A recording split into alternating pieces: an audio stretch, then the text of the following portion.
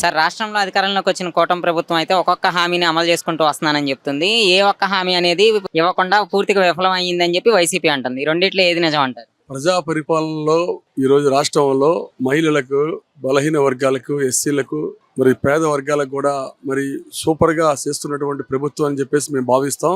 కూటమి ప్రభుత్వంలో చంద్రబాబు నాయుడు గారు పనితీరు గాని, వారి సీనియారిటీ ఈ రాష్ట్రానికి చాలా అవసరం అని చెప్పేసి భావించి, అలానే పవన్ కళ్యాణ్ గారి కలయిక, నేషనల్ గవర్నమెంట్ తో ఉన్నటువంటి ఫ్రెండ్షిప్ కూడా కావాలి, నిధులు కూడా మన రాష్ట్రానికి రావాలనే ఉద్దేశంతో కూటమిగా ఏర్పడి మరి రాష్ట్రంలో 2024లో ఎన్నికలకు వెళ్ళాం. దాంట్లో ప్రజలు కూడా 164 సీట్లు మరి క్లీన్ షిప్ చేసి ఇచ్చారు. దాంట్లో భాగంగా ఈ రోజున ప్రభుత్వం 6 పథకాలు మేము అమలు చేస్తామని చెప్పేసి ప్రభుత్వం చెప్పింది. దాంట్లో 1 by 1 వాళ్ళు చెప్పేది దానికి నేను ఒకటి చెప్తా.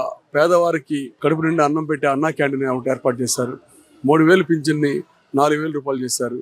అలానే రైతు భరోసా అన్నది మరి ఈరోజు చేస్తూ ఉన్నారు.